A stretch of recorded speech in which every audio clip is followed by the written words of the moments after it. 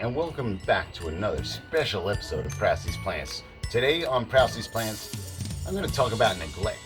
A lot of you wannabe plant lovers out there get a bunch of succulents, put them in the ground, take a photo of it, tell everybody what a gardener you are. Well, I'm going to tell you what a fucking bullshit artist you are.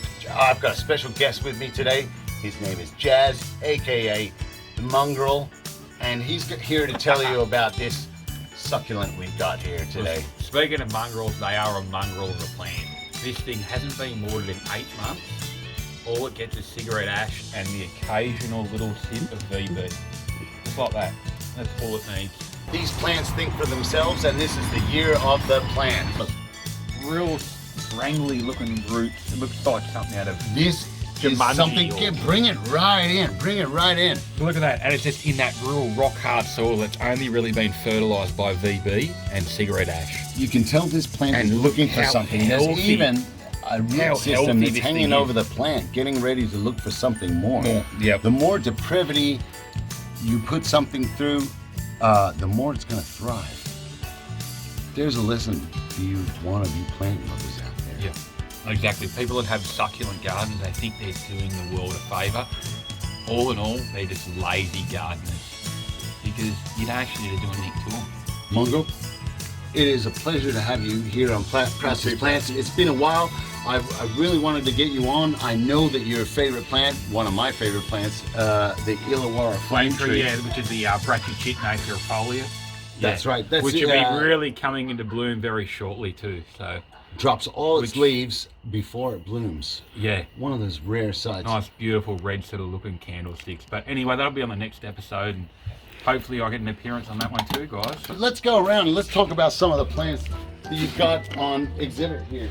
Well, over here we've got the pineapple.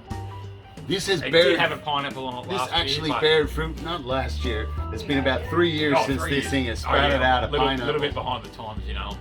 But it looks to be going again. Another depraved plant. Prousty spat a couple of pineapples out to me in the time, but blue chalk sticks, they're going great. And good contrast with the red mulch. Nothing else in the garden other than a couple of old candles. But another suck yourself off succulent variety. You put that in the ground, it does its own work. You're not doing anything with that plant. Yep.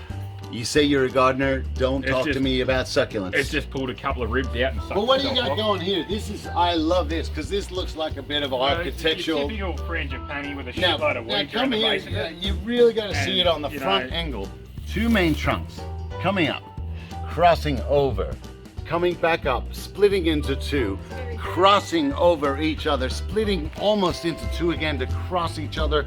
This is, ladies and gentlemen, a classic plat work that it's taken many years for this frangipani to develop. Now, Mongrel, tell me, how did this come about? How did you do this? Mate, to tell you the truth, the neighbours moved out and I just simply went over there with a spade and dug it out and reclaimed the plant.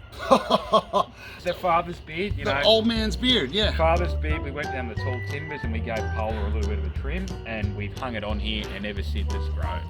Magical, magical. Yeah. And over here we've got a New Zealand Christmas bush, which is my favourite. You know, there's no bees around it now.